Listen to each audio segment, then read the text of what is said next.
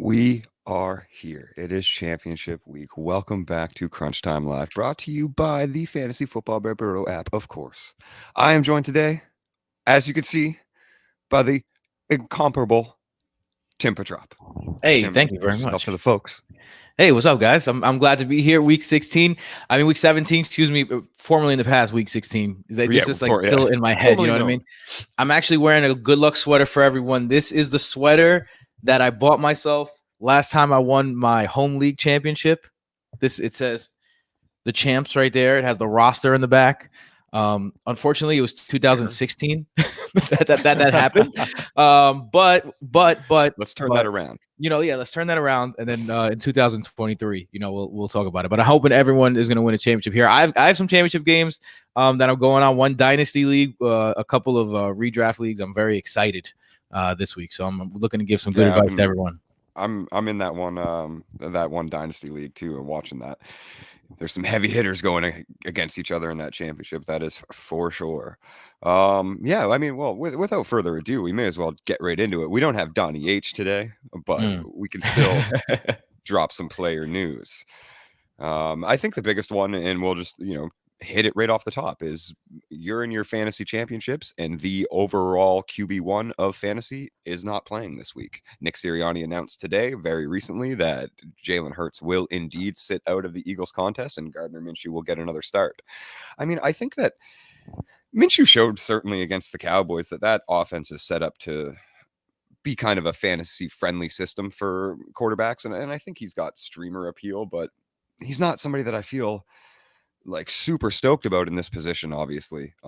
If that is your only pivot, I think you're going to get decent enough points. I certainly don't think he's going to essentially cost you your week. But how do you feel about Minshew in the starting spot, Tim? I mean, I got Minshew last week. I just think he's a good stream candidate because the quarterbacks this week are not super strong, right? Because that's another thing. Yeah.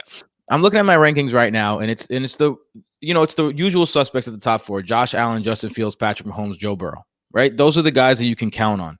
But after that, Trevor Lawrence, Jared Goff, Kirk Cousins, Dak just played.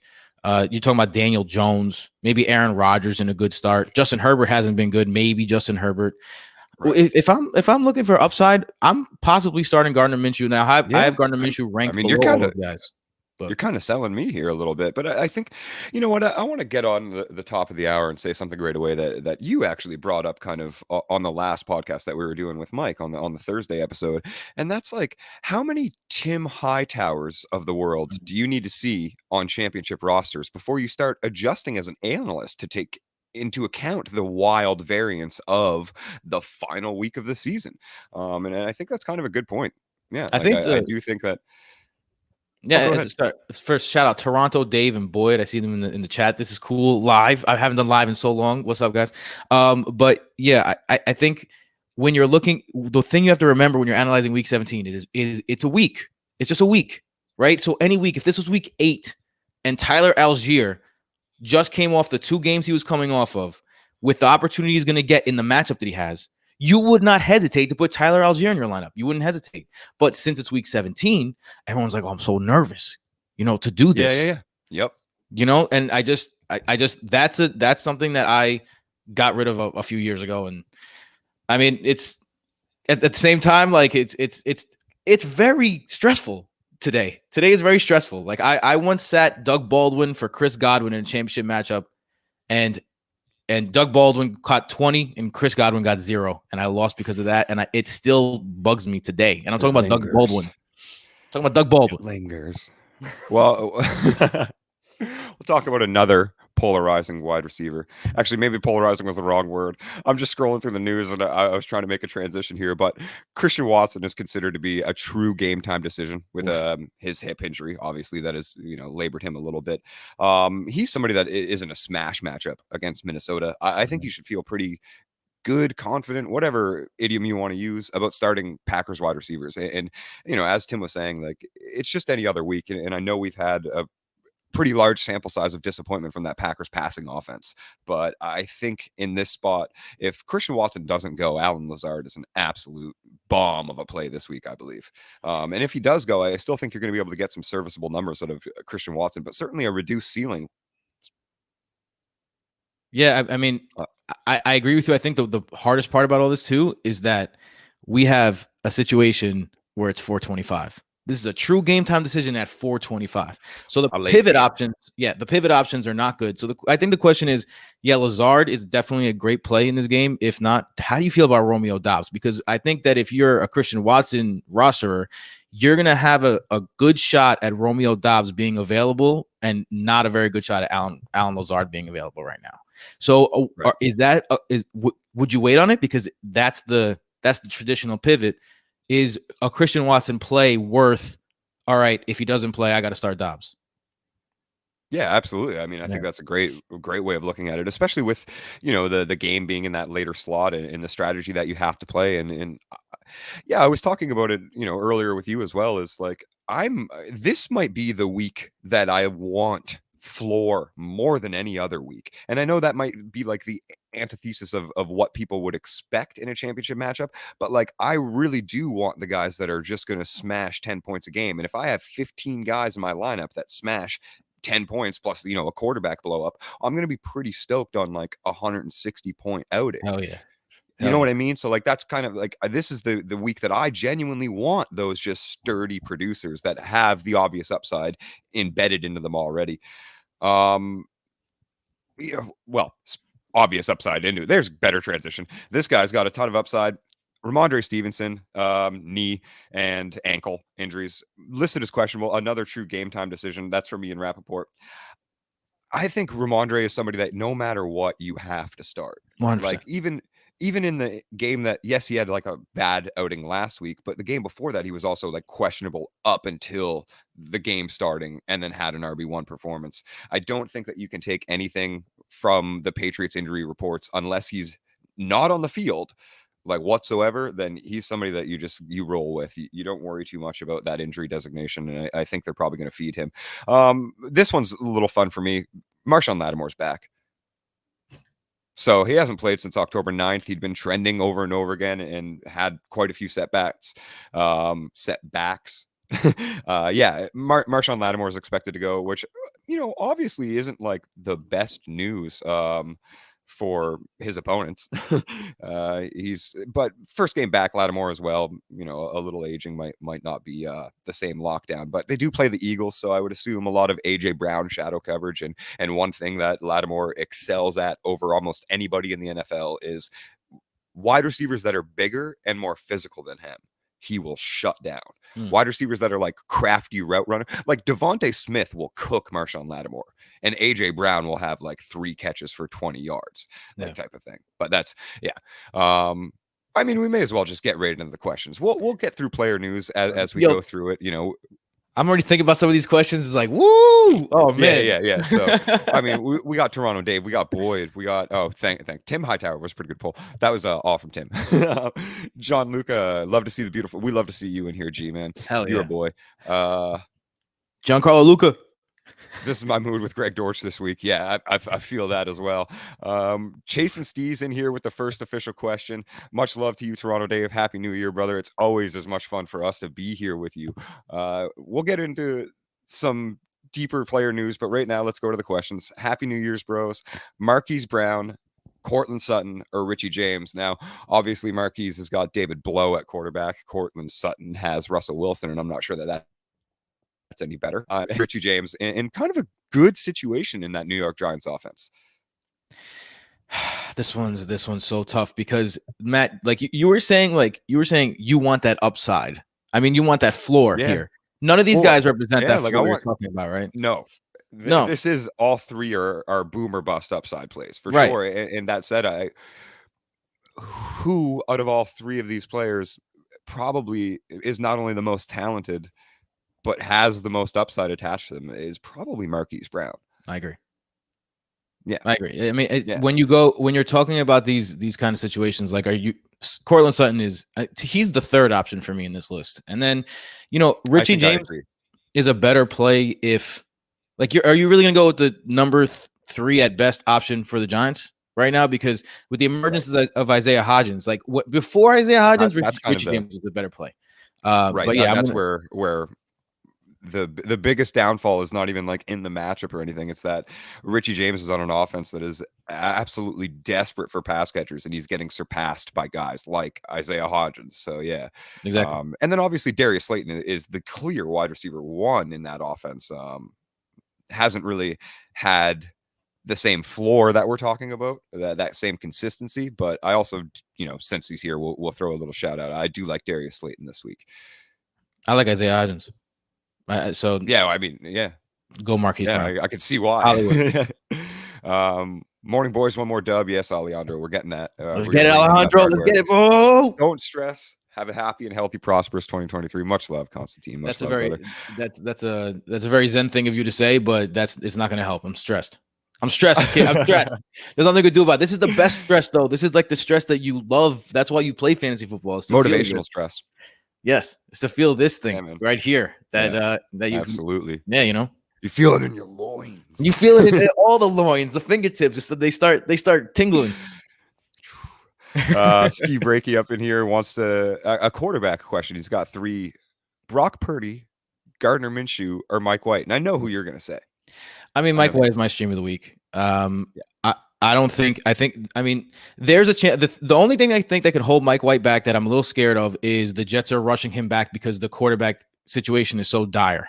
I think that if they're rushing him back from the rib injury because the quarterback situation is that dire where you need to rush back Mike White, that's the type of injury that can affect the quarterback's play.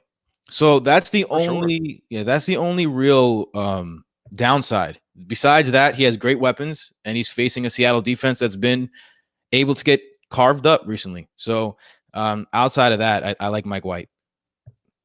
Yeah, I mean, and for me, Mike White was your sleeper and Brock Purdy was mine, but I do still have Mike White a little bit ahead. I really like Brock Purdy in this matchup, so I can't, I'd be remiss if I didn't bring him up. I honestly think like it's as long as that kid doesn't turn the ball over, he can sleepwalk his way to 220 and 2 TDs. But I think Mike White also is playing for something here. There's a little bit more narrative analysis that you can put into the final week because the Jets and the Seahawks are legitimately playing for something. They're playing for the last wild card spot in their respective divisions. So that's a game those are the types of games that can sneaky provide more fantasy upside than you realize because everybody else, when they get up 2 or 3 touchdowns in this week and next week, are just going to bench their starters. There's also little personal narratives that we got to watch out for, like Geno revenge. Pete Carroll got swindled for draft picks for Jamal Adams. That kind of revenge kind of narrative. Honestly, Pete Carroll got fired by the Jets after 1 season in '94. He mentioned forgot about that. Yeah, he mentioned in an interview that him and Geno did not have the best time there, so him and Geno are thinking about it. Like he mentioned that. So these things, these guys are men. You know how that goes, man. You know how that goes. Absolutely. So I mean, that said, we are both leaning a little bit Mike White, but I think Brock Purdy's got some upside this week, 100%. Minshew too. I think those are 3 good options.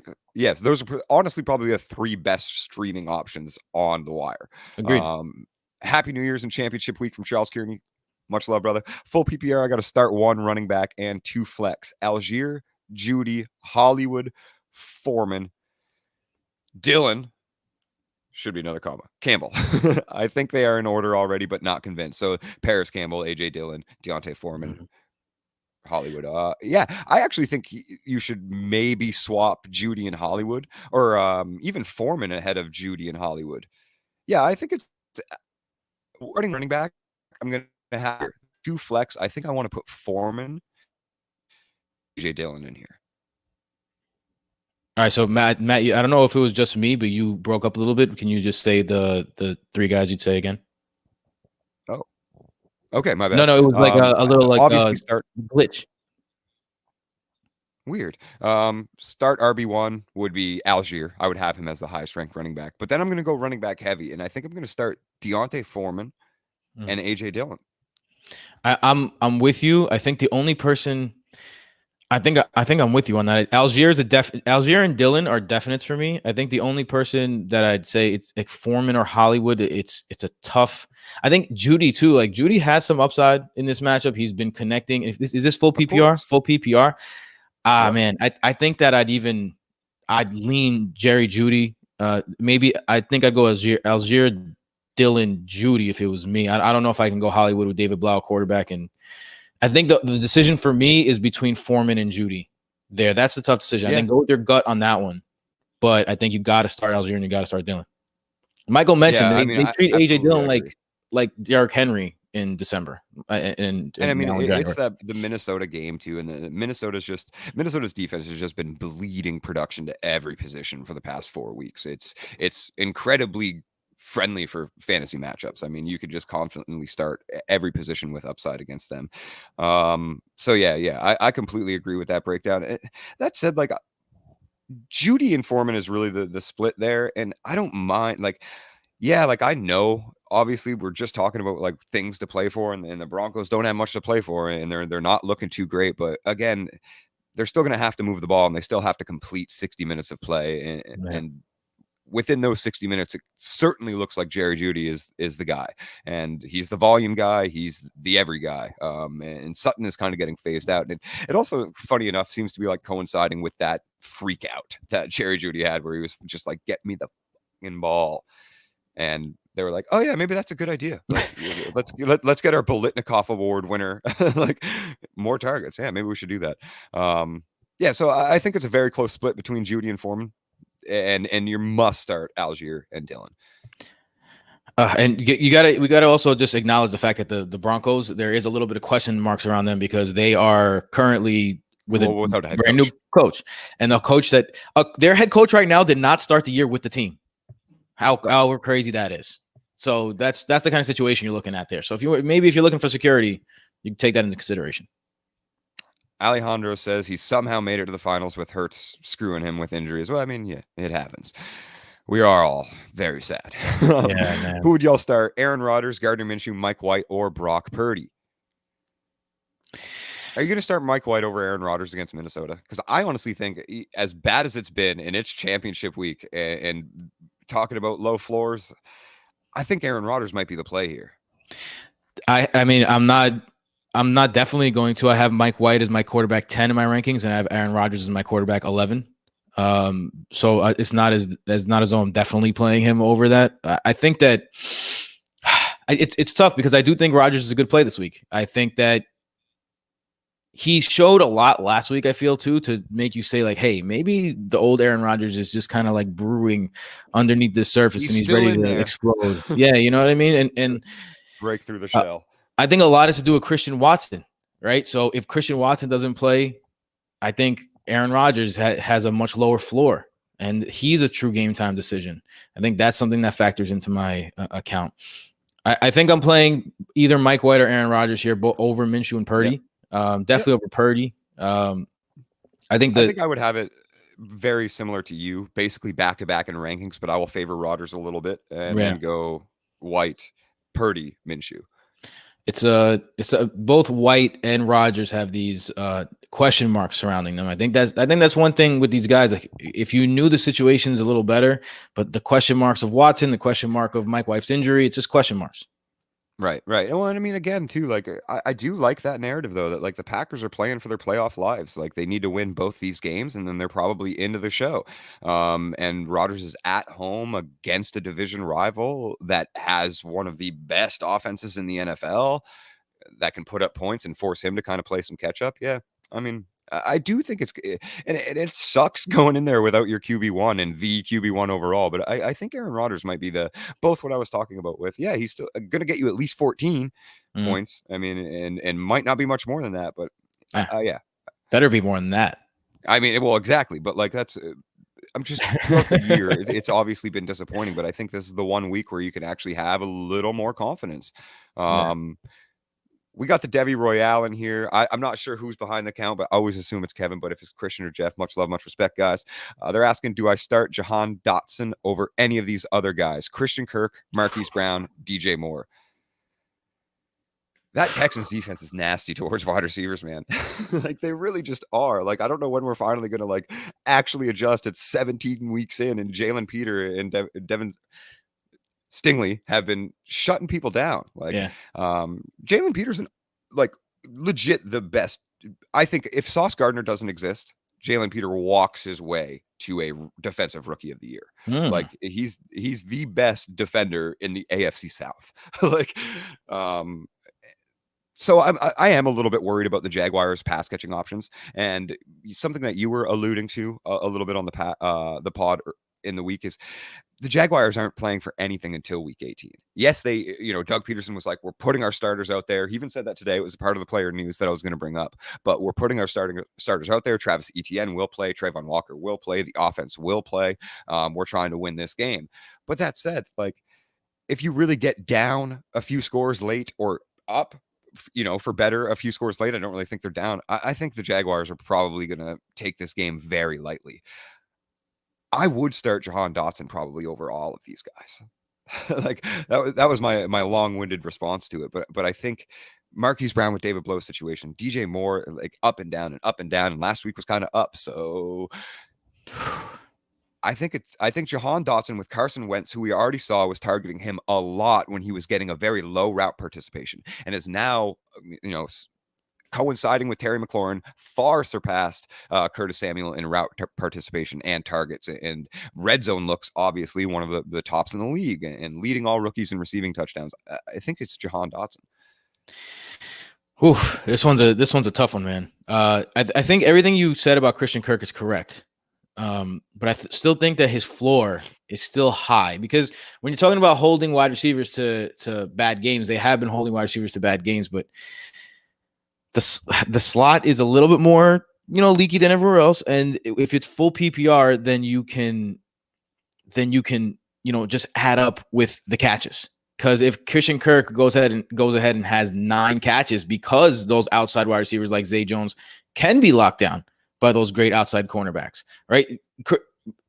Trevor Lawrence is going to complete his passes to someone.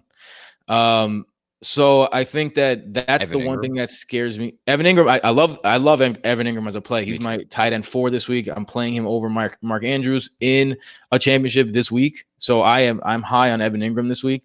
But I also think that, as always, I think that Christian Kirk, the eating at you Christian Kirk, is someone that I'm trying to play in a full PPR situation.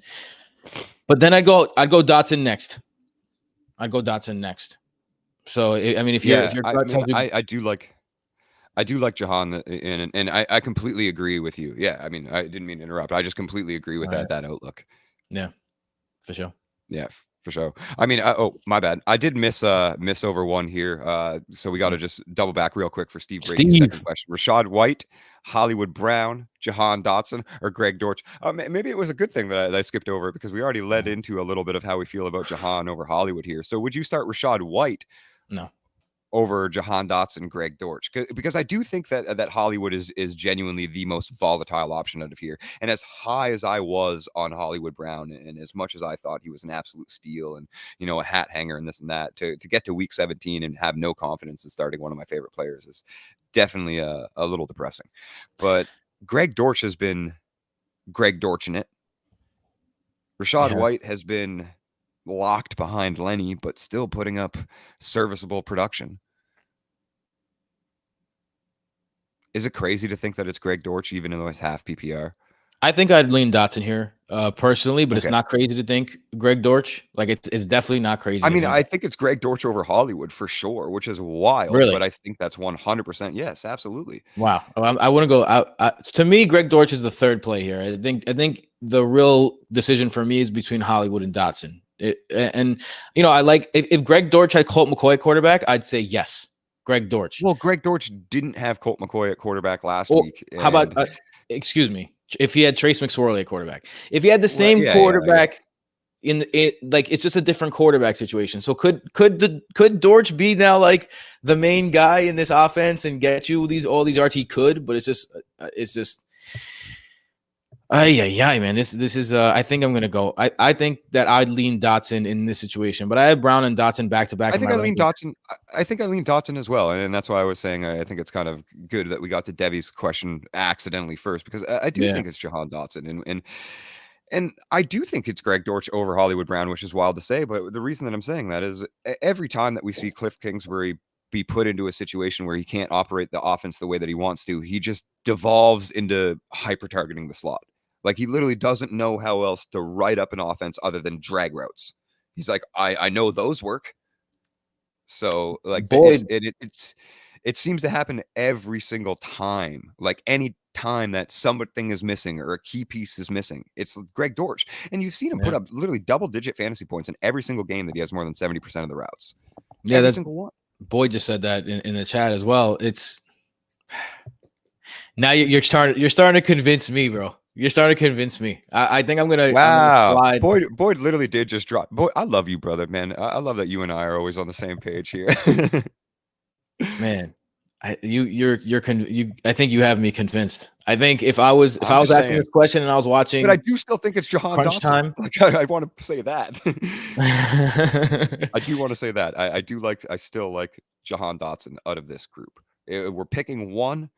I like Jahan's upside, and obviously his floor as well has been super solid with Carson Wentz. And yes, it's been attached to a little bit of a volatility inside of, what we call like unpredictable touchdown variance, but it's been rock solid. And snap percentages way up, route participation way up for Dotson, targets way above. Curtis Samuel out targeted McLaurin last week too. So yeah. I think that's the play here, but I just wanted to get that Greg Dortch info out, man, because people are sleeping on how effective I think he's actually going to be in fantasy lineups this week. I like it. Jan Luca up in here. I don't want to leave the folks waiting. Jan Luca up in here trying to pick someone to sit for Brian Robinson. Do I sit Deontay Johnson, Michael Pittman, Leonard Fournette, or DeAndre Swift for Brian Robinson? That's an easy sit of Pittman for me. Me too. That was exactly who I wanted to sit in that group. Yeah. Easy sit for Pittman. Yeah, absolutely. I would 100%. I mean, I would probably sit a few of those other names for Brian Robinson this particular week, but it's easy Michael Pittman. I'm not interested in that Colts offense with, I mean, the Colts' best interest is to genuinely lose games because they have their first round pick. Yeah, agreed. 6-point passing TDs, Lawrence or Fields. Houston Texans defense, man. Still going Fields. Yeah, definitely still going. Exactly. Yeah, absolutely. Even though the 6-point passing TD might suggest that you lean towards Lawrence, I think it's Fields here for both the upside and the floor. And Lawrence's 6-point passing TDs might not come in the level that you need him to be able to outscore Justin Fields' rushing production. Yeah, and also rushing TDs score 6 as well. So exactly, yeah, those also count.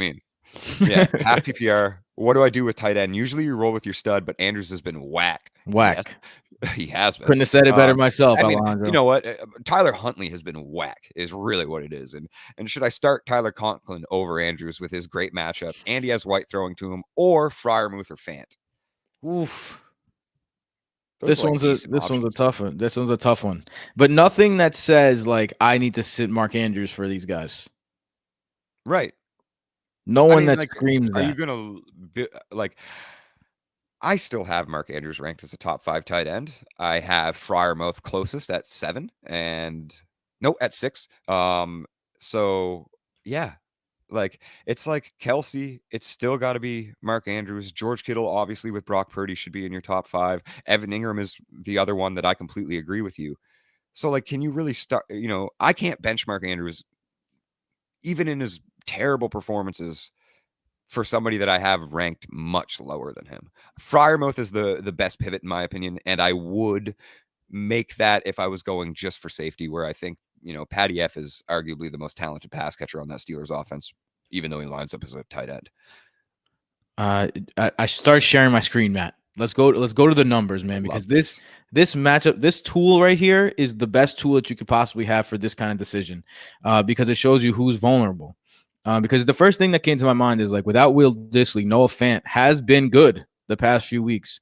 And you look at the matchup, and you have the Jets allowing 11.2 points per game to the tight end. That's 21.2% over average. And, when you think about this offense, you got Tyler Lockett might play. He's got a broken hand on the outside, right? So who knows what you're getting from him. And he's lining up against DJ Reed, who's been a top 10 cornerback all season. Then you got DK Metcalf against Sauce on the other side. And, who fits that gap if they're going to move the ball and if they're going to put it in the end zone. And I think Noah Fant is someone who I'm thinking has a chance to fill that gap this week, excuse me. So I think he's an interesting kind of situation when you're looking at the matchups for these guys. But Conklin has inarguably the best matchup of any tight end in fantasy football this week. But is he really their tight end one? I was going to say maybe he doesn't have the best matchup. Maybe CJ Uzomah has the best matchup. Exactly. And even we got there was a couple weeks ago where Greg D was my start of the week at tight end, and he did nothing. And everyone's like, "Oh, he was in this great matchup." If you look, I can't remember the backup tight end's name. The backup tight end put up like 85 and a touchdown that week. Eric Tomlinson. Yeah. Eric Tomlinson. Like, so he put up 85 and a touchdown that week. Before I hop into the next question, I think still here you're going to have to start Mark Andrews, but that is something that's super important and that I love about our points over average tools. It's so accurate for island positions, specifically tight end, quarterback, where there's usually only one producer on the team in that position, where running backs, you can have multiple people in the backfield accounting for the 30 points per game that are allowed by the opposing defense. Tight ends and quarterbacks, obviously, usually just one producer, but it's a lot more difficult with this New York Jets situation where CJ Uzomah has obviously been a more annoying factor in the offense for at least for people that are looking for upside from Tyler Conklin. 100%. Yeah, I think for these guys, man, I think that I'd start my stud with Andrews this week. I think that, that's where I'd go. Unless I'm like some super underdog, then I think out of these guys, out of Conklin, Freiermuth, or Fant, I think that I prefer Fant of the bunch because of the situation. Still a good matchup too, as far as points over average are concerned. Yes. Still top 10 matchup as well. So, yes. Chase and Steve's here. How do we feel? Such a great name. How do we feel about the Bucs backfield? I could sit one of Fournette or White for Sutton, Richie James, Freiermuth, or Njoku. So would you sit?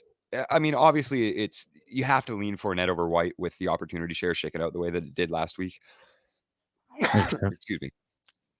So the sit would be Rashad. Kind of. His 12 points were attached to, he got the game-winning touchdown again, right? Like that happened on his little doghouse game as well, where he was benched for the full game and then just put in for the last play to get the touchdown. I think leaning Fournette over that, and I don't want to start Courtland Sutton over Rashad White or Richie James. If it's not tight end premium, I don't feel great about Freiermuth or Njoku either. Obviously, Baltimore Ravens defense is very good at shutting down tight ends, and Njoku has been attached to Deshaun Watson as of late, who does not look like an NFL caliber quarterback. Nope. Plain and simple. He has when you sit for 2 years. Like he has a worse QBR than Zach Wilson. That's right. No, like Deshaun looks absolutely horrendous. There's no positives in his game at all right now. No, he's not even running. Yeah, exactly. Like there's no positives in the game whatsoever. So I guess to answer that is start the Bucs backfield, I guess. Yeah, I think that right. Start them both, handcuff them together, and get the 20 points that they produce. I think that Richie James has the most upside of. I mean, again, you can't start a tight end. You can't start a tight end if you don't have to. And Richie James has the most upside if you're going to sit White. And White was my sit of the week on the pod this week, so I'm not feeling White, but you got to play. I think you got to play him over Sutton and Richie James. Like these guys are. Yeah, you can't. If Richie James hits right and out, how much is he really going to outscore Rashad White by? And if you end up like sitting Rashad White and he does have a good game, they do kind of make it into a 50-50 backfield in a game that the Bucs have to win to stay in the playoff race. I don't know, man. The third option on the Giants. Are you going to play the third option on the Giants over him? I don't think you do that. That's what I mean. Yeah. Yep. I agree. Fourth option, if you talk about Saquon. Oh, I mean, well, exactly. Yeah. Yeah, definitely. The fourth option in the passing game for the Giants. Nah. Yeah, I mean, you do have to count Saquon because he's the one. Right. Gridiron Greek. I'm not. I'm assuming that's Themi, unless somebody has stolen his identity on YouTube. Morning and happy New Year's, boys. I know you had a similar question earlier, but 6-point passing TDs: Gardner Minshew, Daniel Jones, Brock Purdy. 6-point passing TDs. I want Brock. Really? Yep. 6. Yep. I think. Man, really want Brock. I'm worried about the game script. Me too. Kind of just killing clock, but it's the Raiders, man. Like the Raiders have also laid down their entire season and are the number 1 matchup for quarterbacks in true matchup rank. Brock Purdy's been averaging 17.6 per game since taking over the starting position. He's got 8 touchdowns to just 2 interceptions in 4 games. Has surpassed 200 yards in 3 of 4. Like I said, I kind of said it at the top of the show. If Brock doesn't turn the ball over today, as long as he doesn't have interceptions, I think he's going to finish as a top 15 quarterback. All he has to do is not turn the ball over against a defense that doesn't create turnovers. Like, do you know what I mean? I think Brock Purdy outscores Gardner Minshew and Daniel Jones.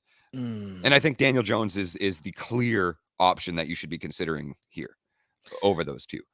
I think that I'm going to disagree with you for the first time here, my brother. I think Daniel Jones, I think is my favorite of the bunch. But with 6 points passing TDs, the thing is, like, I'm just going to be truthful with you. I rank 4-point passing TDs. I talk 4-point passing TDs. I'm only in a league with 1 6-point passing TDs. And so, like, my barometer of how much of a difference it makes 6-point passing TDs is not as sharp as Matt's. So if that gap, like, I'll tell you that it's not that big of a gap. Then I think I'm going to still go Daniel Jones, and then I would actually lean Gardner Minshew after Daniel Jones, but I'd still lean Daniel Jones in this matchup. Then you hate my Brock Purdy take. I don't hate it. I think that he's a nice mid-range QB2. If you're playing in 2 quarterbacks, I think he's going to get you a nice week. But I think this week. I love that, man. It's just I disagree a little bit. I think that Minshew and Daniel Jones are a little bit higher ceiling. We got to. I do want to catch up here a little bit, but honestly, I think it's. I don't see. It's tough. It's tough. The game script is tough, but every single quarterback just destroys the Raiders. And Brock Purdy has been a QB1 in points average. And when you consider the gap, like QB1 should almost be viewed as tight ends or tight end 1 this season, where the bottom 6, like from 6 to 12, the variance between 6 to 12 to 20 is so minimal, whereas the top 5 producers are producing so much more than everybody else. There's literally like a 3-point per game gap. So that 17.6 points per game that he's been averaging over the last 4 is like QB 12, QB 13, but I like him. I get it. Can I say one thing before we move on? Because no one's going to ask me about this guy, and I just want to put this out there because we're talking about the team. I think if you're choosing between guys like Richie James or like something like that, I think Jordan Mason, if you want to put your big ball sack play, you know what I mean? I think Jordan Mason is a guy that's going to put in some work today. Just if you need a way out there play and you're scouring the wire and you lost a running back, I think Jordan Mason has some fantasy appeal today. I'm just putting that out there. Yo, shout out to the Debbie Royale, actually, who dropped one of the funnest stats that I've seen this season for a player. Jordan Mason, in every game that he's had a carry, or every game that he's had more carries than his like previous game, he's had more yards in it. So Jordan Mason is setting career highs every single contest, is essentially like what the stat is trying to say. Every single game is just better than the game before and better than the game before and better than the game before. So I think you actually might be onto something here, is if that all of those touches culminate into his best game ever again in week 17, where they may be benching Christian McCaffrey because they're gonna Jordan Mason's not a bad football player, by the way. That's had to throw that out there. Had to throw that out there. That's what I'm saying, kid. That's what I'm saying. Full PPR started another tight end. Komet with a good matchup that he scored 2Ds last time against. You got to remember that. He ate Detroit up. Njoku, Freiermuth, Fant, or Higbee. This is the tight end muck right here, Yeah. trying This to. is that tight end dead zone. That's that tight end. Like I'm just trying to fight for some points out here. I think if I had to put these in order, I'm going Komet. Oh, man. I think it's Komet Friarmouth, and I know you would have had Fant, so you might go Komet Fant, but I think it's Komet Friarmouth in Njoku Higbee, and I know people got Higbee last Yeah, week. it's just like you can't ignore it. Like that when I was going through the list, I don't like, trust it. You don't trust it? I don't trust the Higbee nonsense. I really don't. I mean, you got to think to yourself, like Baker has made tight ends good in the past, and there's no one else. There's no one else. Yeah, that's true. Yeah, absolutely, that's true. Doesn't make me feel any more confident about it. Like, I think I'm starting. Tyler Higbee can revert to a left tackle at any given notice, and we'll yeah, unless you're playing points per pancake, like that's true. I love me some Cam Akers this week too. Cole Kmet, I think, is the play here, in my opinion. I agree. It is Cole. I think it's Cole, and I think it's Cole by a decent margin, actually. Mike Gamage up in here. Got to start one of Hollywood Brown, Pittman, Ayuk, or Hodgins. Yo, if your fantasy football name is not Gamage Damage, then what are you doing, my guy, Mike? You're doing some Gamage damage, bro. I love that. I hope so. Yeah, go. Sorry, Matt. Go ahead. No, I was gonna let you take it away. Let me take it away. Right. For me, it's Ayuk. Yeah, I think Ayuk. I mentioned on the pod that I'm not I don't think Ayuk has the safest floor this week. But with that being said, yeah, I think it's for another hard one. I think that if Colt McCoy was playing, Hollywood Brown is the answer easily. I think in my opinion, like that's in all of these Hollywood questions, they're all Hollywood if David Blau's not playing. And if you look at David Blau's past, when he plays, he had that one. Remember, he had that one big play to DJ Chark on the opening play. Yes. And he supported DJ Chark that day because of the one play where they caught everybody by surprise and they threw an 80-yard bomb on the first play of the game. Yes. But besides that, he doesn't support people. He never. But it was Detroit, you know what I mean. But besides that, this is not a guy whose true throw value, if he had one, would have been high. So I think Ayuk's a safe play here. I like Hodgins, but that's a good secondary in Indianapolis. It's a bad matchup on paper. Yeah, and I mean Ayuk's got a top 10 matchup against the Raiders secondary. We talked about kind of how I feel like Brock has some decent upside here. Pittman, we've talked about him being a bench. I think it does come down between Ayuk and Hodgins, and I want to lean with the guy that's been averaging 14.4 points per game this season. I'll go Ayuk. Yeah, I'll stay with you on that one. And yeah, Tim brought it up on the Thursday episode that that 14.4 points per game would probably be a lot higher if he hasn't fallen off the past couple weeks, but it's still a situation where I feel confident in his floor. No Deebo Samuel, potentially a reduced Christian McCaffrey. Yeah, the matchup too is just he's in a matchup where he can only have one reception and have you a great fantasy day. Absolutely. Alejandro with another one. Full PPR start one for my flex. Darius Slayton, Zonovan Knight against Seattle. Brian Robinson against blank. Or Pittman. That's an easy Brian Robinson for me, bro. I agree. It's an easy Brian Robinson as well. He was Broto Fantasy's running back sleeper of the week, and he plays the Browns defense for the viewers that wanted to know which matchup it was. He plays the Browns defense, which are absolutely one of the worst rushing defenses in the NFL. They're pretty good at stemming receiving production, but there's also no Antonio Gibson here. So even in a lower receiving volume role for Brian Robinson, it's still an uptick in receiving production, arguably with no Antonio Gibson. I like Brian Robinson a lot this week, and he's not a player that I'm very high on at all, but I absolutely love him in a championship matchup. I think serviceable RB2 numbers for sure with RB1 upside. Yeah, Brian Robinson easily for me. Slayton's a boomer buzz. Zonovan Knight, I think that he had a lot of juice coming into those first few games where people didn't really know what he was bringing. Yeah. And then people kind of like found out what he was bringing, and he's had zero juice. The Jets running game has been atrocious. So I'm not banking on that. And Pittman has Nick Foles throwing to him. I think if you're looking at, it's just the best situation by far is Brian Robinson's situation. I'm going to ride with that situation. I agree. I agree. Our boy Bick up in here. Let me get back to that one. He's asking full PPR Rachaad White versus Carolina, Brandon Cooks versus Jacksonville. This is a tough one. Full PPR. Real tough. This is a tough one.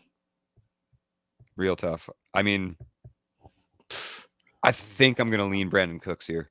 I'm gonna go to my rankings. That's how close this are. I gotta check past Tim. What does past Tim say? Oof. You know, this is a tough one. You said you're leaning. You said you're leaning who, I think Matt? I'm leaning Cooks, Brandon Cooks. Yeah, just slightly here. I think that if you look at the matchup against Jacksonville, he has an opportunity here, right? So I think that when you're taking a look at that, I mean, Carolina's running back, like they do allow quite a high uptick in production as far as points over average are concerned to running backs. I think I'm going to go with Brandon Cooks here. I do think that's the play. I'm genuinely very concerned with talking about those little slight narratives. Is the Bucs are playing for their lives. The AFC South or NFC South rather, is wide open. Like nobody has a winning record. The Saints could win one game and the Bucs could lose one game, and then the Saints are leading the NFC. And you could say the same thing about the Panthers. So like the way that they were using Leonard Fournette as playoff Lenny, as Lombardi Lenny, like he legitimately had an 85% opportunity share last week. It was very concerning. 17 rushing attempts, 10 targets. Like I think Rachaad White might be a trap play against what is perceived to be a very good matchup. Yeah, I don't even. Nope. Rachaad White's my sit of the week. I'm not about that. Yep. Standard. Mike Will, Christian Watson, Jerry Jeudy. I'm leaning Jeudy because what he did last time versus Kansas City. I think I'm with you on that. But Mike Williams standard. So you're standard. Really, I mean. So just remove receptions. What are you talking about? Who has the most yards today out of Christian Watson, Mike Williams, or Jerry Jeudy? It's hard to sit Mike Williams. Jerry Jeudy. I agree. And Mike Williams was somebody that I, mentioned as a tier breaker up this week on the pod. And I think he's in line for a very big game. Has been one of the reasons that he's been looked down upon is because he's finally consistent. And like, they're like, oh, where are the big boom weeks? Well, it's like, well, man, I'm happy with 15 points per game as well, instead of, 30 and then 3. Yeah. I think if he was PPR, I'd lean Jeudy. I think I'm leaning Mike Williams. I agree because I think Jeudy does have a bit more of a volume safety floor attached to that. Yeah, exactly. Where I do think that obviously Mike Will being Mike Will has the best opportunity out of all these guys to bust one for 70 yards. There's your 7 points and obviously the touchdown attached. And Jerry Jeudy might have to get 10 receptions to get to that 79 yards or whatever it may be. I think Christian Watson is definitely in play here, but the thing is with Christian Watson is you have to wait till 425 in order for that to happen. Especially when the pivots are these two options. Like, well, Mike Williams plays at 425, so that's not as bad as a situation than I thought. But it's let's see here, where does Jeudy play? Jeudy plays at 1:00. So if you bench Jeudy here, then you're pivoting to. Are you pivoting to Watson Mike Will over Watson for sure? Anyway, injury concerning for sure, but I think in a vacuum you should start Mike Williams over Christian Watson. Mike Williams, I have right now ranked wide receiver 16. Christian Watson ranked wide receiver 19. So this is not. I think, man, I don't know. I think I would go with Christian Watson if he plays. I mean, it's. I definitely disagree. I think it's Mike Williams. That Minnesota matchup is so juicy. Jeudy even is closer. Oh yeah, absolutely. The Minnesota matchup is phenomenal. Yeah, juicy. But it's really not like the Rams have done much in terms of stopping wide receiver production this season either, man. So it's not as good of a matchup as Minnesota. No, that's true. But I also do think that that's true. You're right. We're talking about big play upside. Obviously, Christian Watson has that attached in hordes, but I like Mike Williams for safety. I mean, he's healthy and he probably has a similar yardage output to all of these options with the same touchdown upside. Full PPR, would you replace Josh Palmer with Kendrick Bourne, Corey Davis, or Hunter Renfrow? I'd replace him with Hunter Renfrow. Hunter Renfrow. All right. Yeah. Okay, I see that. Dump offs. I Yeah, like literally just that's it. It's the Jarrett Stidham, everything's under 2 yards. That's because I don't see much from Josh Palmer. You haven't seen much from Josh Palmer at all with those guys in the lineup. I think Hunter Renfrow could have a big day. I don't really want any part of that Raiders offense, actually. I got to check myself there. I really don't want to get involved in that Raiders offense. Me neither. I really don't. I think Hunter Renfrow is probably the best play out of that team this week. This is another grimy. This is the wide receiver grime here. I gotta check myself before I wreck myself. That Raiders offense is nasty. I really don't want to get involved with a Jarrett Stidham under center, but I think Renfrow is probably the security blanket, probably the volume play. Corey Davis, Kendrick Bourne, Josh Palmer. Yeah, I think I lean Corey Davis, man. I think that, man. I mean, when he's healthy, he's the number 2 option behind Garrett Wilson in the offense, not Elijah Moore. Elijah Moore has been playing more slot recently, and Mike White, can sling the ball better than Zach Wilson. Corey Davis has had some good games. I think I definitely replace Palmer. I see why Kendrick Bourne is on your radar. Personally, I like Kendrick Bourne is definitely. He had a good game last week. How much of that is just like chasing a good week? Would be the question for me. You know what? Let me I have to check the fantasy football by Brodo app to see how much Kendrick Bourne played last week. Because if Kendrick Bourne played like a majority of snaps and got the majority of the targets, then I'd be more willing to play Kendrick Bourne. But let me see what we got going here. The Patriots. He's on the Patriots. That's right. All right. So Kendrick Bourne. I'm not. While you're pulling that up, I'm gonna hop into. I'm on week 17. What an idiot. So Kendrick Bourne had played 57% of the snaps, but got 27% of the targets. He got 9 targets last week. That's yeah. I mean, I see why that. I mean, you said it at the top. I see why he's on your radar there. I might just roll with Josh Palmer. I mean, I had a little, I go Corey Davis. With you going Corey Davis? I go Corey Davis. All right. Corey Davis from Tim. Josh Palmer from me, I think. Fabian Mantilla up here. I got to roll out with 2 out of these 3 wide receivers. Mike Williams, Devontae Adams, Jerry Jeudy, full PPR. He also wants Fournette or Tyler Algier. I think you're going to go Tyler Algier here. I got to take a deep breath. I think I am too. I got to take a deep breath with these options. 2 or 3. I mean, I think Mike. Bench one. I think I'm benching. This is blasphemous what I'm about to say. I'm benching Devontae Adams in this matchup. Yeah, me too. Like it is blasphemous. It's Jarrett Stidham, bro. That guy's attempted 61 career pass attempts. He's completed 30. And not only that, just the whole team is in the dumps. The whole team is on IR. His best friend just went home.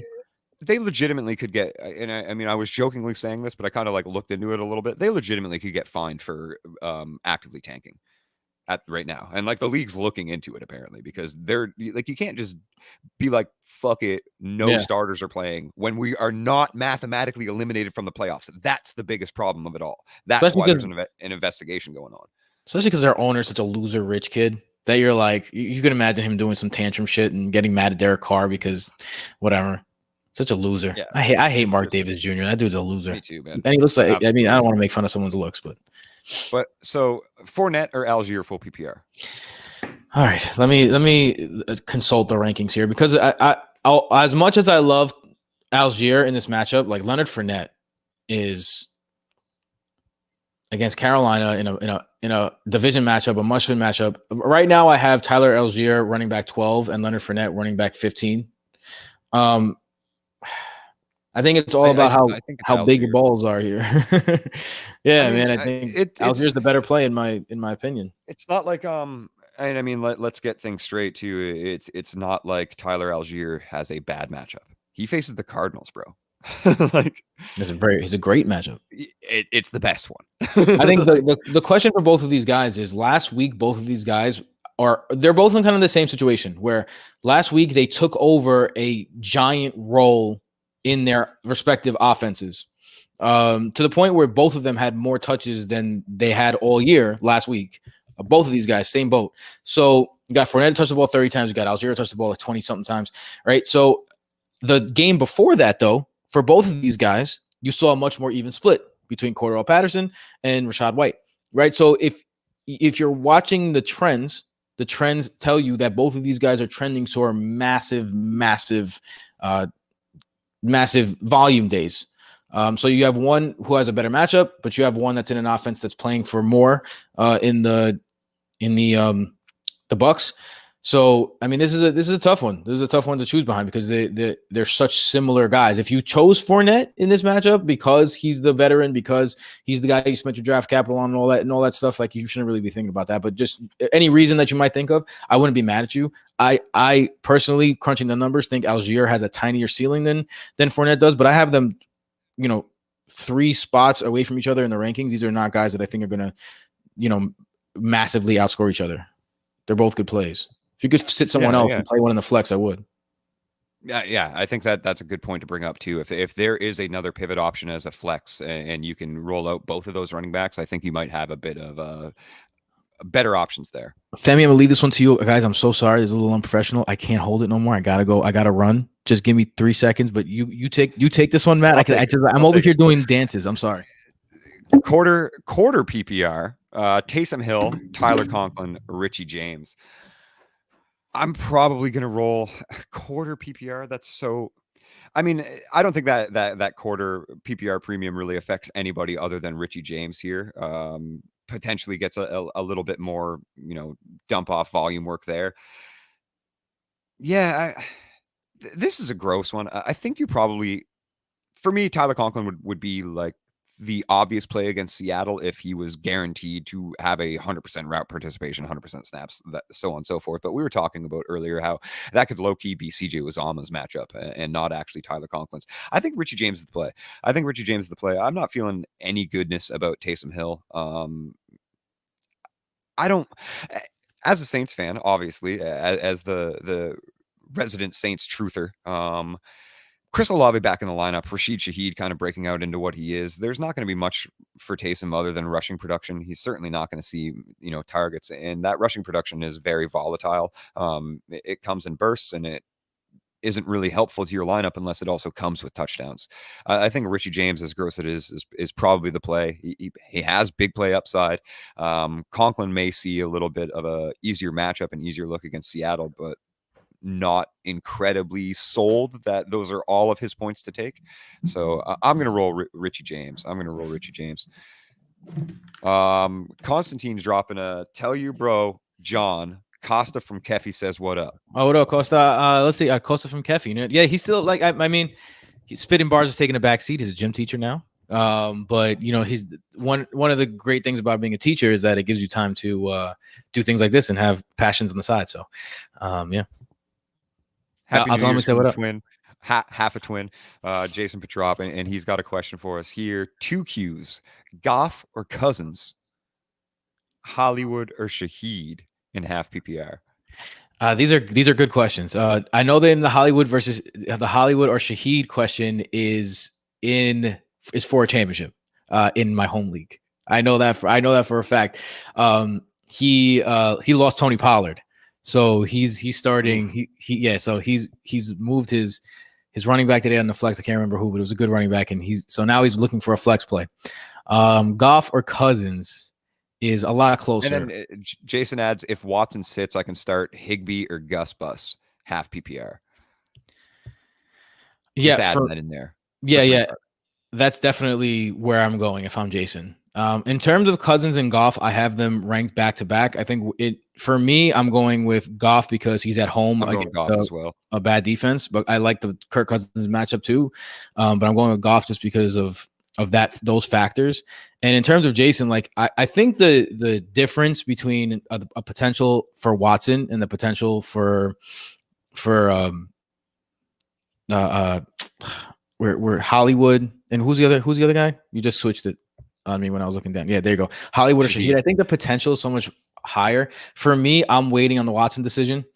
And I'm pivoting towards I just mentioned about Higbee and how I think that he has an outside chance of being good this week. I think maybe that I'd pivot towards Higbee. Gus Bus also over Shaheed. With Gus Bus, you're banking on a touchdown. right? So 100%. if Gus Bus scores a touchdown, he'll have a good game because he basically has decent games. Like he'll get you 50 yards on the ground every game. He gets work. Like so, if you're looking for 11 points, if he scores a touchdown, I think Gus Bus is your answer. If you're looking for a little bit of a higher ceiling but a lower floor, Higbee's your answer. I know the matchup he's in right now. I think for me, if I'm him, I'm starting Watson because of the matchup that I'm in. He's favorite. I'm starting right. Watson, and I'm pivoting to Gus Bus or Higbee. Slight lean to Higbee.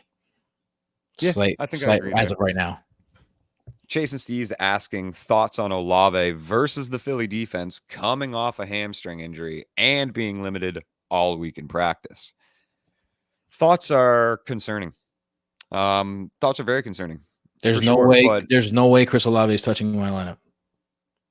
Well, there you go. That's Tim's perspective. I'm probably still rolling out with him in some flex spots, but that kind of indicates where I believe his ceiling and output to be this week. It's probably not your typical wide receiver 2 with his wide receiver 1 upside that we've seen all season. If so, he also probably limited snaps, but it does kind of reduce the ceiling of other players around him. Just him being in the lineup obviously will take some targets and some production away from guys like Rashid Shaheed, Alvin Kamara, Taysom Hill even. So my thoughts are concerning. If you have a viable pivot, I would absolutely suggest taking it. But he's still somebody that I'm going to roll with in my flex because we are in week 17 and the options to pivot, I know, are not the greatest. But I would suggest it if at all possible. And there are some decent streaming options that we've listed and named throughout the show. So yeah, those are the thoughts. The thoughts are concerned. Chris Olave has not put up a fantasy game of over 9 half PPR points since week 11. Then he put up a pretty good game against the Rams. He put up a very good game. Scored 18.7. But before that game against the Rams, he had not put up more than 10 half PPR points since week 7. So you're talking about a guy who started off really, really hot. But since then has cooled down. And now he has a hamstring injury playing against Philly. This is not someone that I'm comfortable running out into my lineup. So this is the type of guy that where like if I can sack up and start a Jordan Mason, like this is where I would like start a guy like with the upside of an out of the context upside. Like I would start him over Olave because I just don't think Olave has the upside that's going to win you a championship at all this week. I could be wrong. He could go for 80 and a touchdown. Like I'm not, but hasn't been the case as of late. It just hasn't been the case. So I'm not trying to bang on something that hasn't happened since week 11 and it's only happened twice since week 7. Fair. John Mueller asking, what are your thoughts on Ramondre Stevenson, Miles Sanders, and Deontay Foreman this week? He needs ceiling in a full PPR. He's contemplating starting Dortch in the flex. He wants to know if he's crazy. You're crazy for wanting to start him over these running backs. Yeah, but you're not crazy in general. No, I would still start all 3 of these running backs over Greg Dortch, for sure. And I mean, if it's kind of a start 2 running back or you need 1 in a flex, then I'm going to go Stevenson and Foreman. The more I want to hate on Miles Sanders this week, the more my analytical side says Sanders is actually a good play. Sanders has been up and down. He's just had 2 straight down weeks. He has, even though he's been up and down, he has not had 3 straight down weeks. Gardner Minshew had a good game last week, but it's less likely that they'll have to pass at the rate that they passed last week. I think a lot of what you saw out of Gardner Minshew was just volume based last week. He just threw so many passes that he put up a good fantasy game. New Orleans, you can run on them. So I think Miles Sanders is a guy who he was originally my sit for the pod, and then I changed. I think that for this one, I am going with my studs, and I'm going to go Stevenson Sanders, because Foreman is also up and down. So yeah, if Stevenson for sure, and then I think I lean Sanders over Foreman. Benjamin Hare, Happy New Year's, boys. Start 2 of Ayuk, Olave, Fournette, and Algier.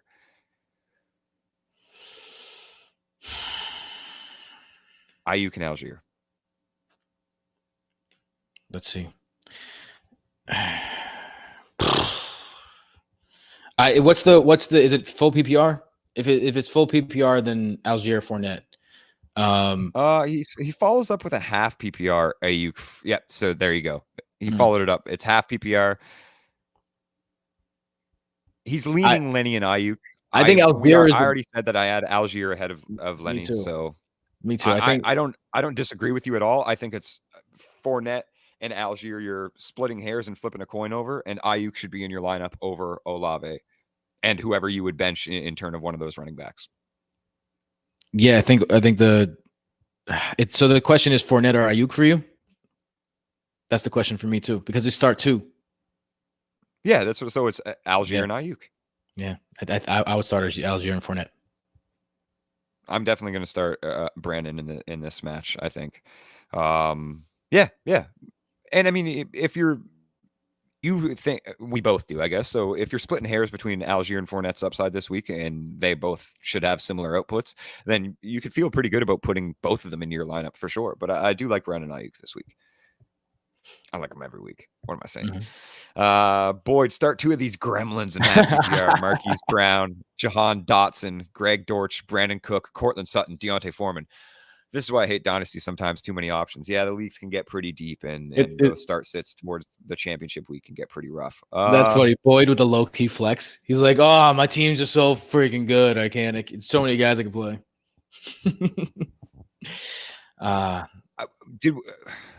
Did we settle on it, Jahan Dotson being the answer already here? I think it's Jahan. I mean, he's got to start two of them. Okay, I think it's Jahan and Deontay. Well, before when we talked about Jahan Dotson, we didn't put Brandon Cooks in the mix. I think Brandon Cooks. No, I still have Dotson ahead of Cooks. I think Cooks throws a wrench in this one. To be honest, I think Brandon Cooks has some big potential in this game.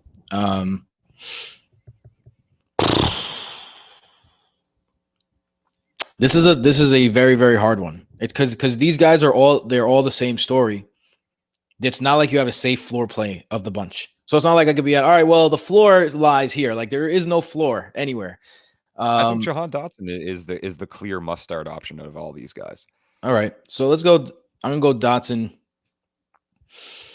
And then it's between Foreman or Cooks for me. It's Dotson, Foreman, Cooks. Half PPR kind of limits my interest in Brandon Cooks a little bit. Hey, that limits my interest in Greg Dortch. Gun to my head, I'm starting Dotson and Cooks, but I could see the argument for Foreman for sure. Yeah. Jason has the follow-up to that 3-parter. He also has Pat Freiermuth, and he forgot. So it would be Pat, Higbee, or Gus Bus as the pivot. Freiermuth against Higbee. Baltimore. It's not the worst matchup. Yeah. It's not a great one. No, let's see exactly what it is here. Baltimore. Yeah, Baltimore is actually the 21st matchup for tight ends. Oh no, that's wide receivers. Excuse me. Oh, I almost gave out some wrong information there. Tim, get your act together, Tim. All right, let's see. Baltimore. Baltimore is mid, the 16th, so right in the middle of the pack in terms of tight ends for Baltimore. So Freiermuth, he's a safer floor. I think if you're looking at these three guys, you have to consider. So this is unlike the last question. This is Freiermuth is probably the floor play of the bunch. Higbee is probably the upside play of the bunch, and then Gus Bus is probably the touchdown or bust play of the bunch. So how do you want to do it? For me, looking at your team, knowing the matchup you're in with Johnny, I'd lean Freiermuth personally. Get a good stretch. Get that stretch in, Johnny. Kid. There he is. Jacksonville defense or New York Giants defense. I'm going to go with the Jags here. Giants Jags against Houston. Giants are against the Colts, who are starting Jarrett Stidham. So he's got a reasonable. The Giants against the Colts. I do think that the Giants produce multiple turnovers this game. I like the Giants. Yeah, I'm gonna backpedal on myself a little bit there. It's just Jacksonville's defense has been so serviceable, and obviously Houston is a great matchup for any fantasy defense. Look at what the Browns did, but Yeah. New York Giants get a Jarrett Stidham led Colts offense that have been horrendous and fantasy friendly towards defensive special teams in the first place. I do see multiple turnovers in that game. What you're really chasing in fantasy defenses is you just want low scoring games or who has the best turnover upside. And I think that might be the Giants here. Yep. And pulling a Tim by spelling every name wrong on purpose potentially. What's Hidgen? I don't even understand Hidgen. That's Hodgins. Hodgins. Are you sure? Somehow I speak fluent Petrop. Yeah. Is that- Dubs. Oh, that's great. Hodgin, That was or a good Greg one. Dortch. All right, so here's the problem with that situation is because you have to wait to see if Christian Watson is available in order to have any idea of what's going on, and especially with Dubs, because if Christian Watson is available, Dubs, you dub Dubs, and you have the Atlanta situation playing out at 1:00. I mean, the Arizona situation. So Greg Dortch, you're going to have to make a decision on him before you know if Watson is in the game. I think Hodgins is in a bad matchup, but he's been getting he's been getting the burn lately. Let me see if Hodgins is. Let me see what time Hodgins plays. I can't remember off the top of my head what time he plays. He plays at 1:00 too. Same, brother. So he plays at 1:00 too. So I think, oh man, this is a tough one because I think because of the nature of the timing of the game, you can't play Dubs, right? You can't sit both these guys for Dubs. If Isaiah Hodgins is coming off a big game, think he'd play Isaiah Hodgins or Greg Dortch? Fuck yeah. Yeah. I'm leaning. I mean, unless that says Higbee. If that says Higbee, then I'm going Greg Dortch. Isaiah Hodgins is the play. I think he would. I think he would have corrected me. He's saying. I think it's Hodgins. I think it's Hodgins. And I mean, yeah, Colts defense has been pretty good. Obviously, Greg Dortch gets the Falcons, but he gets the Falcons with David Blough at quarterback, bro. I was like pretty high on Dortch, obviously, top of the hour. Felt pretty good over him of some decent pivots, because I feel, but very similarly, and I feel pretty good about Isaiah Hodgins. He was somebody that we were all talking about on the pod, feeling pretty high about as a deep sleeper candidate. Yeah, I mean, I told you. Can I tell you guys, like, he speaks Petrop. You speak Petrop better than I do. Man, to be honest, man, like it's such a cool thing that so many people have so many questions today. It's like, hell yeah, you guys are all in championships. Fuck yeah, let's do it. It's because they chips, listen baby. to crunch time. That's right. Let's get these chips. Yeah. Let's get these chips.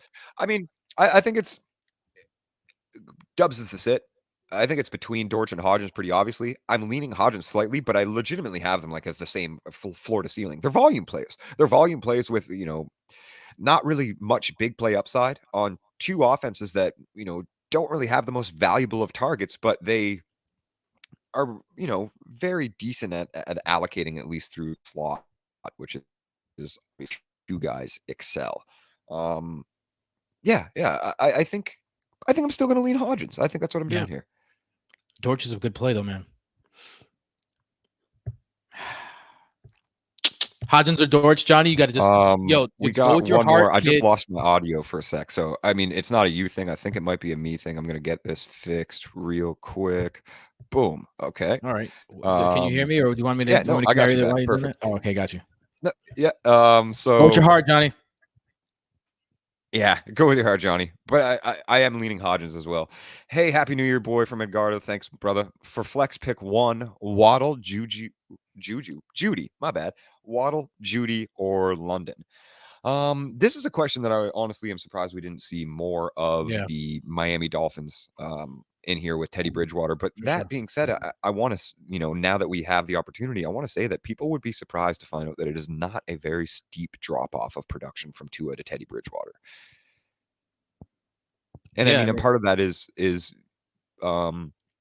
the offensive system in which they are running. There is another offensive system in the NFL that you can essentially fit any replacement level quarterback into and have them produce QB1 numbers, and that is San Francisco, which is coincidentally the same offense that Mike McDaniels designed as well. Yeah, I mean, if you're, yeah, and we've seen these guys have some fantasy value with Teddy Bridgewater, our quarterback. I think the thing with Bridgewater is he's one of those backup quarterbacks that is like one of those high level backup quarterbacks. His true throw value doesn't. Well, he always has a job. Yeah. Yeah. I mean, so far in the season, his true throw value doesn't it's not in, it doesn't rank anywhere in the position because it doesn't have enough minimum attempts, but a true throw value of 6.74 is a high true throw value. That is he's had a very valuable ball. And you could tell by the fact that his yards per attempt is high, his completion percentage is not as high, but yards per completion has been good. And I feel like I'm going Waddle here. You can't sit Waddle, man. You can't exactly. Sit Waddle right now. It's for me. It's you gotta ride that man. Absolutely, pause. I agree. And pause. But yeah, and I think we've hopefully you were listening a little bit earlier to some of the Judy breakdown. You obviously London's been hyper targeted with Desmond Ridder and has a phenomenal target share, but until that really starts putting up production even similar to the two guys that you listed ahead of him, I don't feel as confident starting him in a championship matchup, even though things are trending in the right direction. You can't sit Waddle. And again, why I wanted to preface with that is the drop off is not as significant as you would think. It's still a very, high end wide receiver too, with Teddy Bridgewater under center. Yeah. Amen. We got one more.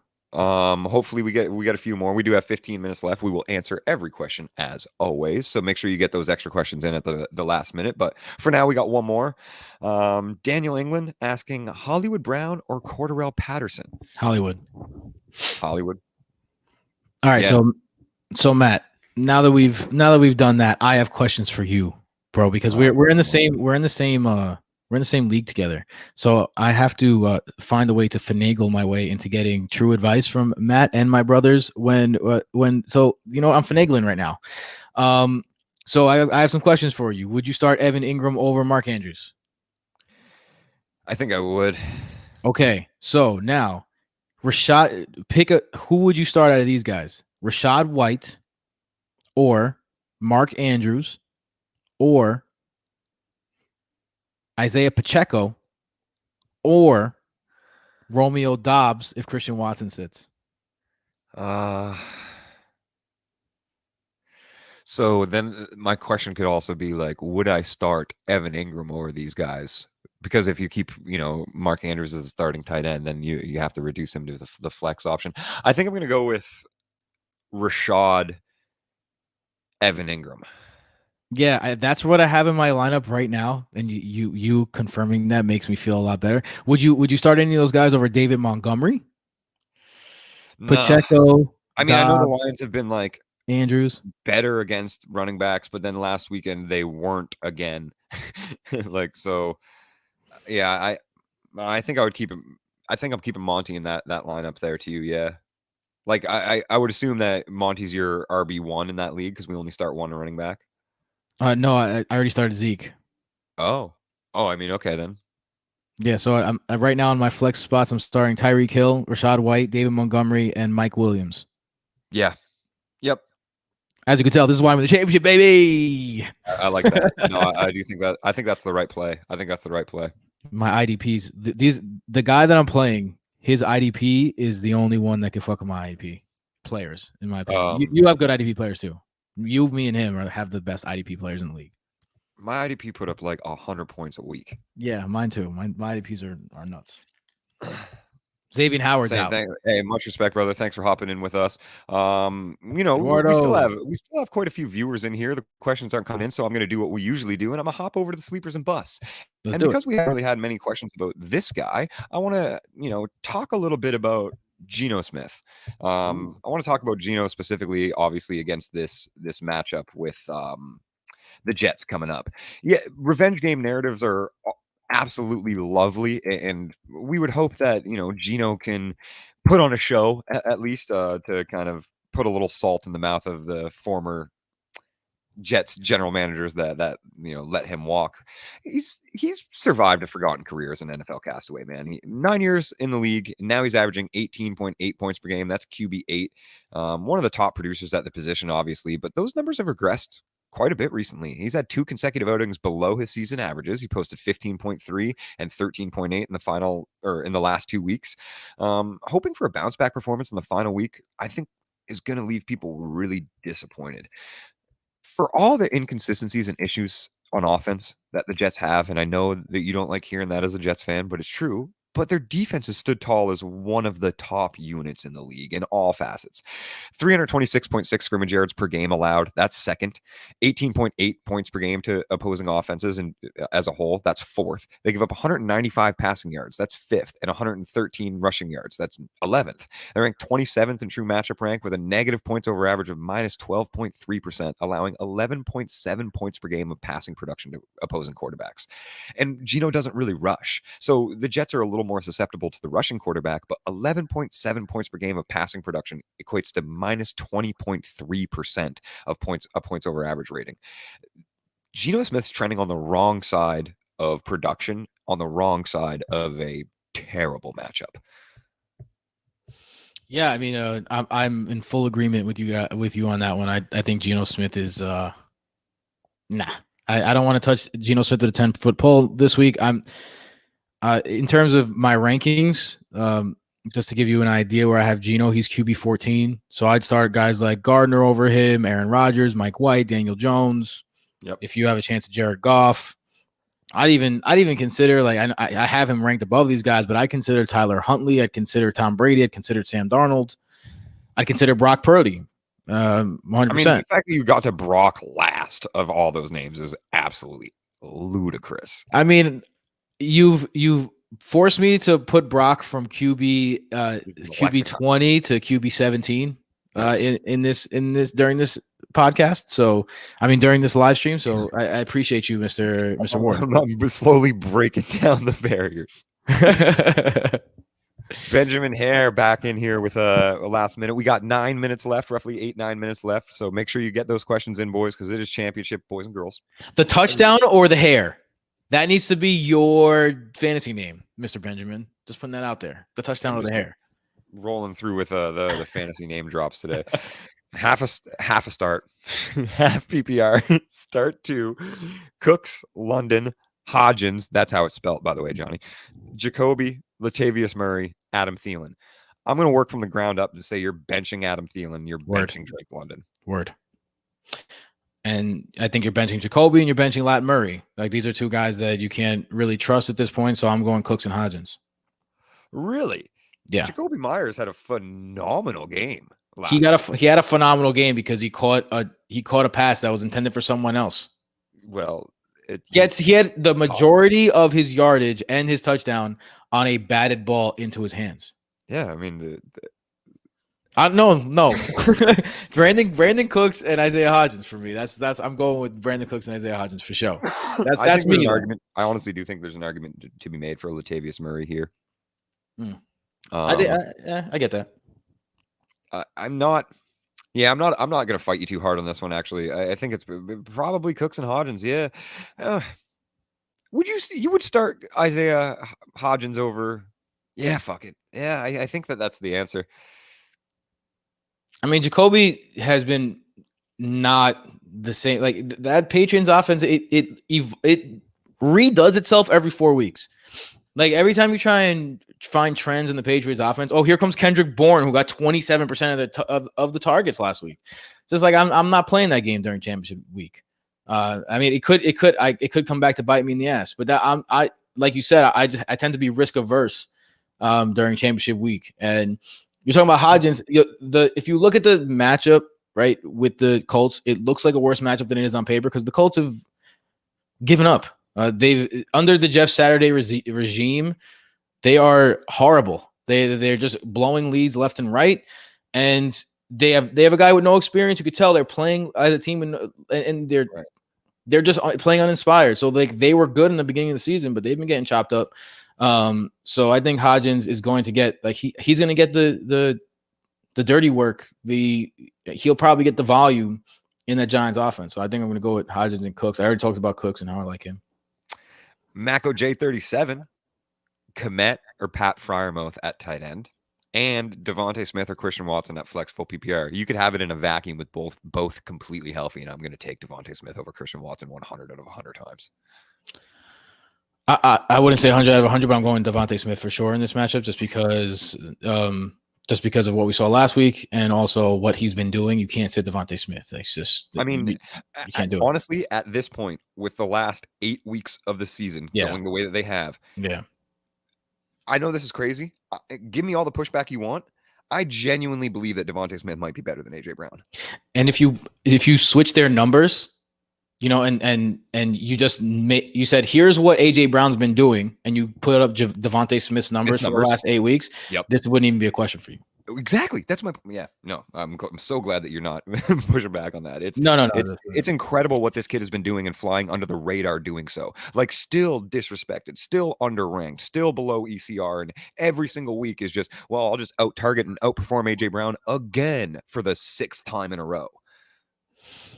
Yeah, I mean, it's literally only the Titans game. The Titans game is the only one in between like this stretch where AJ has outperformed Devontae. He's every single fucking game.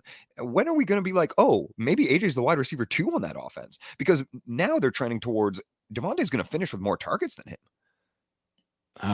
I mean, they're like you make great points. I mean, you make great points, but especially with Gardner Minshew behind center. Yeah, I mean that does help as well too, because Devontae's the deep and the short yardage guy. Cole Kmet or Pat Fryermuth.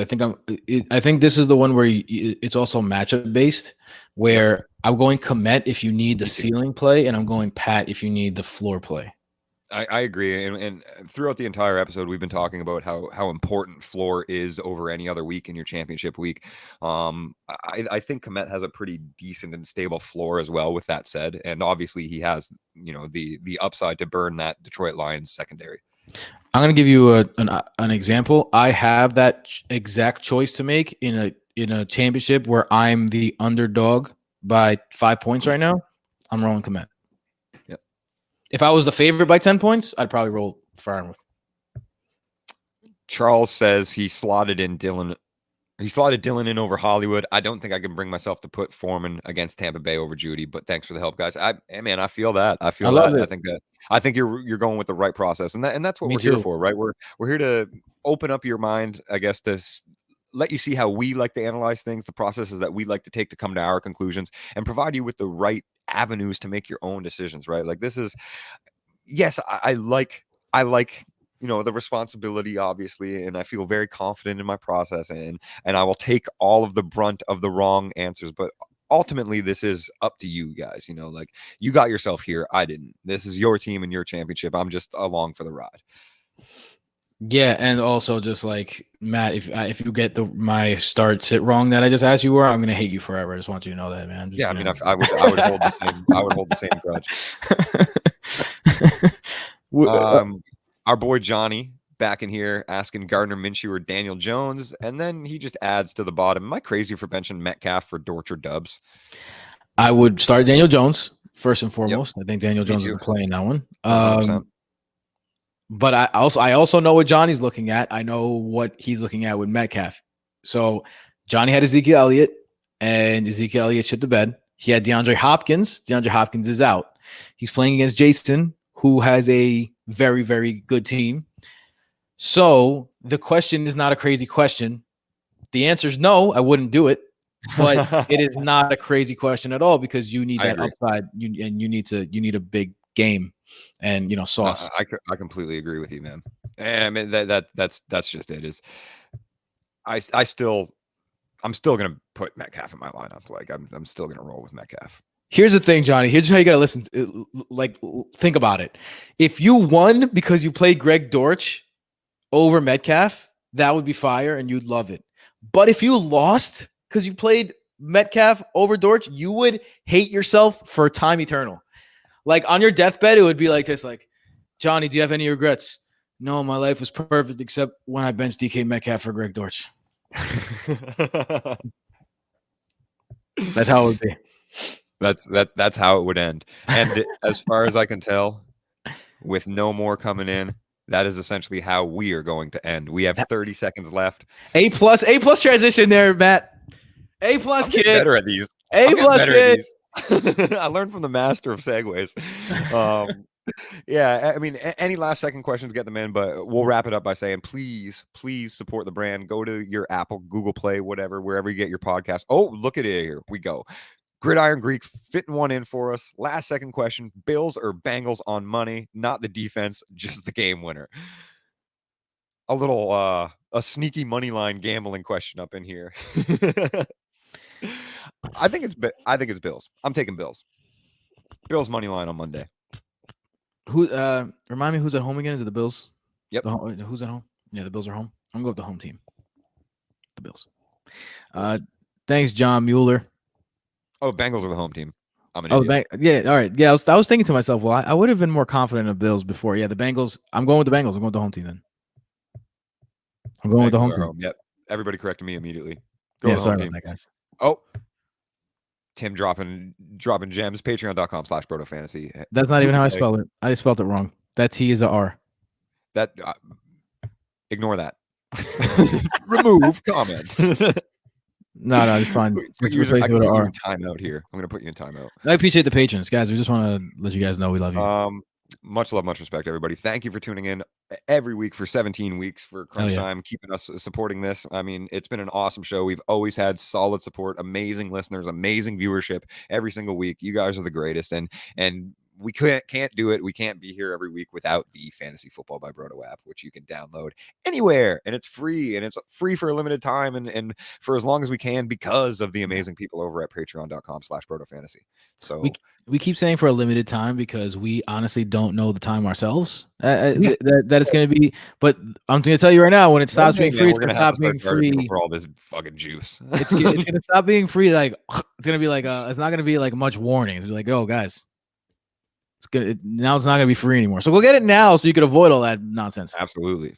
Yeah. Facts. And I mean, it is my number one favorite tool. That's unbiased. I mean, I was well into using Brodo's app before I ever connected with the brand as a writer. Like that's essentially what connected me is I had followed them on Twitter and Tim posted out like looking for writers. And I was like, this is my favorite fucking tool. I'm going to see if I can get in on this team. So yeah, I mean, absolutely. It's got everything. We didn't really break it down, but you know, all of the encompassing stuff that you just saw live is in a handheld app. All of the data, all of the start sit tools, the articles. Particularly if you are an aspiring writer or an aspiring creator, which is such a different way. It's so good nowadays. Because nowadays, unlike when I was just a young man, no, but I'm 34 now. When I was 24, it was a lot different situation on how you can get into this creation game. So I think that now that you can get in this creation game so easily, when we started creating content 7 years ago for Brodo, we had to do all this research, and we still do all this research. The thing is, we've cut the time we'd spend. Legitimately, I'm just telling you right now. I know we're running a little over, but fuck it. With the time we spend, it would cut into our family time, it would cut into our friend time, it would cut into our relationships, and we kind of felt the heat of that, right? So we're like, how can we make this easier for everybody who's trying to do this? And the Fantasy Football by Brodo app, if nothing else, if I hopefully it's the next big thing in fantasy, but if nothing else, if this is the peak of it, knock on wood, it at least cut my research time by tenfold. Like, at the very least, it literally has every single tool you need to be a fantasy analyst. And we know that because we've been fantasy analysts and we did it on purpose. So get the app. Yep. Tim, where can I find you? At Brodo Fantasy on Twitter is the Brodo at FF by Brodo. And you know what? It's just natural, just coming out of me. To be honest, I don't really care about my personal Brodo. I was going to take the host duties and drop I'd rather you get. I was just letting you talk the other ones. Am I breaking up? Oh, maybe a little bit. At Brodo FF Tim. At Brodo FF Tim. That's where you can find him. Good man. Always got the hot takes, the plug. At BrotoFF Jason, at BrotoFF Mike. Follow the Twins. Baseball season coming up. Mike's going to hit you up with so much good content just there. Now you are breaking up. At FF Casanova for the lead data analyst. You can find me at PsychWardFF, at Broto Fantasy for the app podcast, at FF by Broto for any app concerns. Much love, much respect. Go get that hardware. It's week 16. It's week 17. Peace out.